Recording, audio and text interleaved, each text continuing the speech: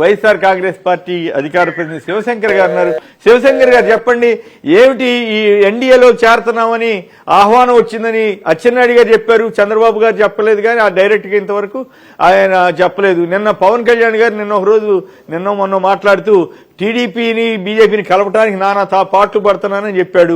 టీడీపీని బీజేపీ చేదరించుకుంటోంది, అయినా నేను బతిలాడుతున్నాను, చివాట్లు తింటున్నానని చెబుతున్నాడు ఆయన. ఈయనందుకంత చివాట్లు తినాలి? బీజేపీ వాళ్ళు ఎందుకు చేదరించుకుంటున్నారు? అయినా కూడా ఎందుకు కలిసే అవకాశం ఉంది? ఏమిటి కాపుల్లో ముద్రగడని కలవకుండా ఆ వాళ్ళని వీళ్ళని ఎందుకు కలుస్తున్నాడు? కాపుల్లో అసంతృప్తి పెరుగుతోంది పవన్ కళ్యాణ్ తీరు పట్ల అనే దాని మీద మీ అభిప్రాయం ఏంటి?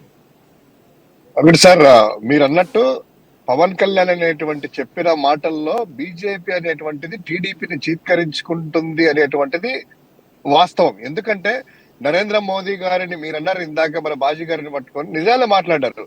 మోదీ గారిని పట్టుకొని ఒక ప్రధానమంత్రిగా ఏమన్నారో మీరు ఒక 20 సార్లు 30 సార్లు ప్రజల వీక్షకులందరూ చూయించింటారు. కనీసం అంటే భార్య బిడ్డలు లేరు, భార్య అసలు తల్లి పిల్లలు లేనటువంటి హూ యామ్ ఐ, నేనెవరు, నాకు ఒక ఐడెంటిటీ ఉంది, లోకేష్ కి తండ్రిని, దేవాంశకి తాతని, భువనేశ్వర్ కి భర్తను అన్నారు. అసలు మోదీ హూ ఈజ్ మోదీ, ఒక ఐడెంటిటీ ఉంది, అసలు మోడీ ఎవరు అనేటువంటిది, భార్య ఉందా, పిల్లలు ఉన్నారని వ్యక్తిగతంగా తిట్టి వాళ్ళను ప్రొవోకేట్ చేసిన మాట వాస్తవం. రెండవది, అమిత్ షా గారు హోంశాఖ మంత్రిగా ఇక్కడికి వస్తే రాళ్లతో కొట్టించేసి నల్ల బిల్లులు ఎగిరిపించేసి చేసినటువంటి ఇదంతా కూడా ఒకటైతే, ఆంధ్రప్రదేశ్ లో ఉమ్మడి రాష్ట్రంలో ఉన్నప్పుడు ఆంధ్రప్రదేశ్ లో అడుగు పెట్టనివ్వను, గోద్రా ఘటనలు అనేసి మోదీ గారిని అవమానపరిచడము, తర్వాత బీజేపీలో జాయిన్ కావడము, విడాకులు తీసుకోవడము, ఈ తతంగం అంతా నడిచినట్టు అదొక ఎత్తు.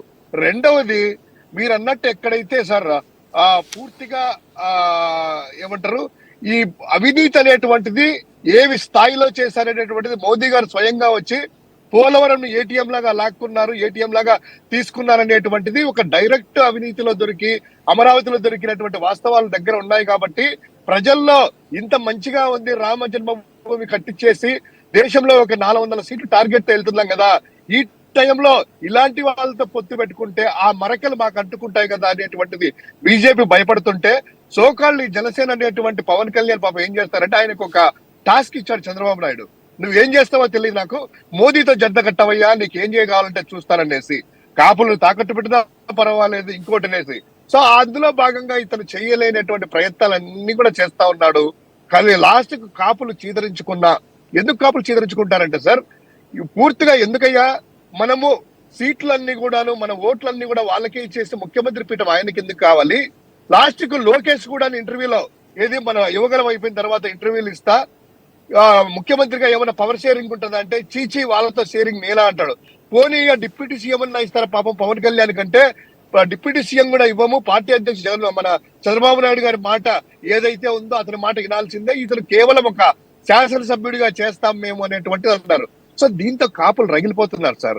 అంటే ఓట్ల శాతంలో మేమే ఎక్కువ ఉన్నాము, కనీసం అంటే కనుక పవర్ షేరింగ్ లేదు, మా నాయకుడికి ఇంత అవమానం జరుగుతున్నా కూడా మేము ఎందుకు చేయాలి ఈ తెలుగుదేశం అనేటువంటిది ఒక అగ్గిలం గుగ్గిలం చేసి ఒలుకుతున్నారు. దాని గురించి ముద్రగడ గారిని కలవడానికి కూడా అతనికి మొహం ఎక్కట్లేదు. ఎందుకంటే అదే ముద్రగడ పద్మనాభం గారిని ఇదే చంద్రబాబు నాయుడు ముఖ్యమంత్రిగా ఉన్నప్పుడు, పార్ట్నర్స్ గా ఉన్నప్పుడు ఎల్ భాష, ఎల్ లాంగ్వేజ్ తో మనం వాడకూడని భాష ఆయనే బాధపడ్డాడు, మీ షోలోనే అనుకుంటాను. అటువంటి వ్యక్తిని ఈ రోజు ఏ విధంగా తలెత్తుకుని పోతాడు? చిరంజీవి గారు వెళ్తున్నా కూడా అతను నిలవరించారు ఎయిర్పోర్ట్ లో. బొత్స సత్యనారాయణ గారు, అంబటి రాంబాబు గారు వీళ్ళందరూ కూడాను ఒక కాపు ఉద్యమ నాయకుని పరామర్శడానికి వెళ్తే రాజమండ్రి ఎయిర్పోర్ట్ లో బంధించి టెర్రరిస్ట్ లాగా, దొంగల్లాగా వెనక్కి పంపించినటువంటి, అంటే ఈ కాపులంతా కూడా బాగా ఉడికిపోతున్నారు సార్ పూర్తిగా. సో ఈ రోజు సమాధానం చెప్పాల్సింది ఏంటంటే, ఈ భారతీయ జనతా పార్టీలో ఉండే సగం మంది నేతలకు కూడాను ఇష్టం లేదు.